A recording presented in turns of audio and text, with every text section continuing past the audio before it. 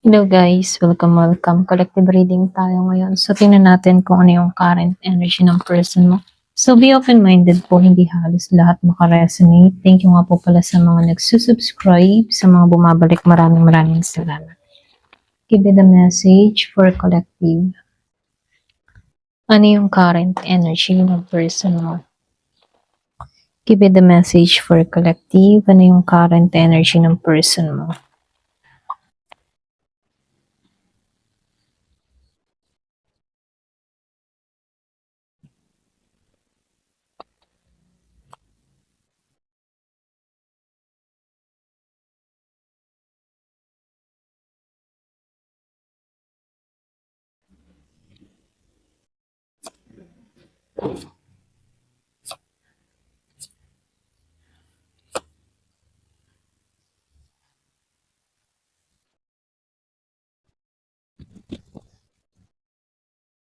Meron ditong Scorpio, Cancer, and Pisces. Meron din akong nakikitang Aries, Leo, Sagittarius.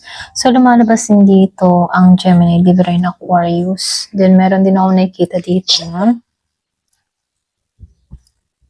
So, ito na yung nakikita ko, no? Malakas dito ang fire sign, air sign, and water sign. Okay, so start na tayo.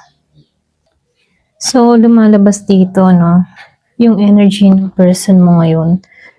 Magulo, okay? Magulo siya dito, conflicted, at punong-puno ng, yung mga punong-puno na meron siyang gustong sabihin na hindi niya masabi.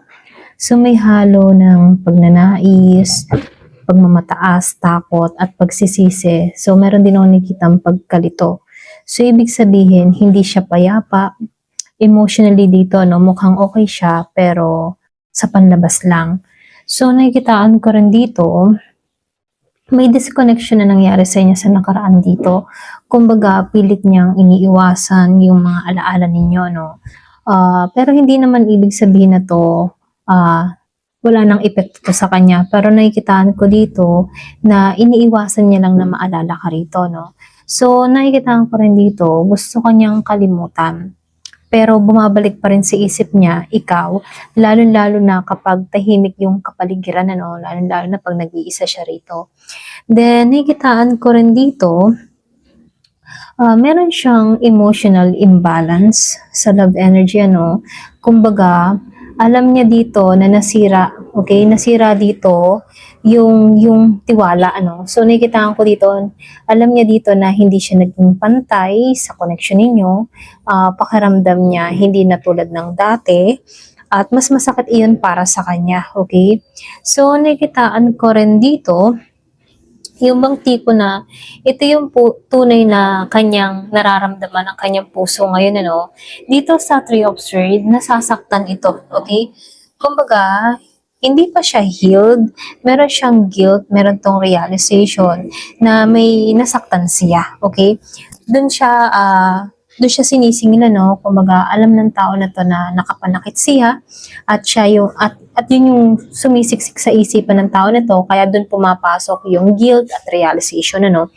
Siya mismo yung nasasaktan sa sitwasyon ngayon, okay? So, nakikitaan ko rin dito, no? Hindi ito matahimik sa gabi, okay? So, lumalabas dito, nag-overthinking siya dito, meron siyang regret dito, nagkakaroon to ng anxiety, marami siyang mga katanungan dito na hindi niya makuha yung sagot, okay? Sa madaling salita, mas masakit yung dinadala niya kaysa ipinapakita niya, okay? So, nakikitaan ko rin dito, no, dito sa Ace of Swords, no? Kumbaga, itong tao ito, magulo yung isipan niya rito. So, hindi niya alam kung paano ipapalawanag yung kanyang nararamdaman. So, lumalabas dito may mga salita siyang gustong sabihin sa'yo, pero natatakot or naguguluhan, okay? So, nakikitaan ko rin dito, no? Meron siyang urge na kausapin ka rito or gumawa ng hakbang, pero hindi niya mapagdesisyonan kung tama ba ito o mali, okay? So, mabilis yung isip niya dito, pero hindi siya stable, okay? So, nakikitaan ko rin dito, no? Kumbaga, dito, sa labas, ano, mukha siyang confident, panalo siya, ganun. Pero, Ayan, pasensya na sa ingay. Pero sa totoo lang, posibleng mukhang okay siya, pero ang totoo, hindi, okay? Kumbaga, nakikita siya ng ibang tao na okay siya, pero ang katotohanan ay hindi, okay? So, merong maskara, okay? Kumbaga, may maskara lang siya dito na pinakikita niya na hindi siya apektado, pero ito yung kaloblob niya, no? Kumbaga, kalaban niya yung kalooban niya rito, no? So, nakikitaan ko dito, nagigilang siya ditong fake, okay? Fake save, kunyari okay, pero hindi naman. So, nakikitaan ko rin dito, no? Dito sa Queen of Wands, kumbaga, meron pa rin naman siyang attraction sa'yo, okay? Hindi naman mawawala yon. Nakikita ka pa rin niya bilang isang strong, magnetic at kaakit-akit na babae or lalaki, kahit hindi man niya aminin, So, may paghanga siya rito at meron pa rin siyang desire, okay? Andun pa rin yung desire ng tao na to.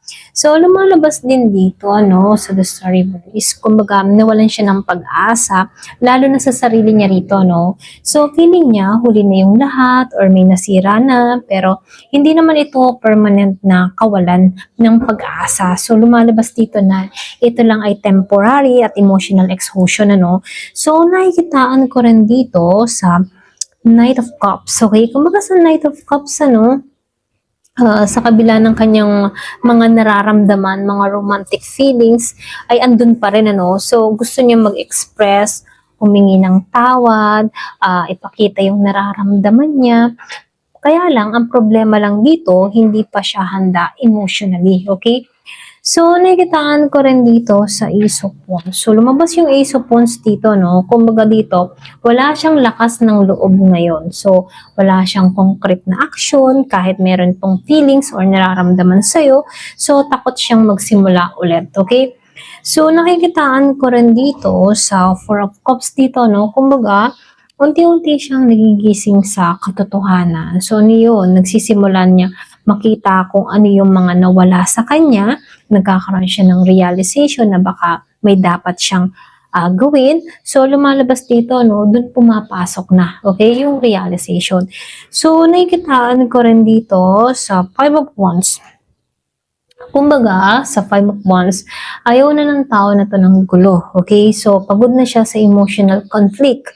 So, gusto niya ng katahimikan, kalinawan, pero hindi pa niya alam kung paano makukuha iyon, okay?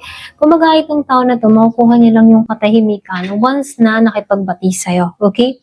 So, nakikitaan ko dito, masakit yung nararamdaman niya rito. So, lumalabas dito, nagsisisi ito. Magulo yung kanyang isip at hindi niya alam kung paano makapag-desisyon sa panahon ngayon. Meron pa rin siyang attraction sa'yo dito. Okay? So, takot siya magsimula muli. Mukhang okay lang siya sa labas, pero durog yung puso niya. Okay? Durog yung kalooban niya. Okay?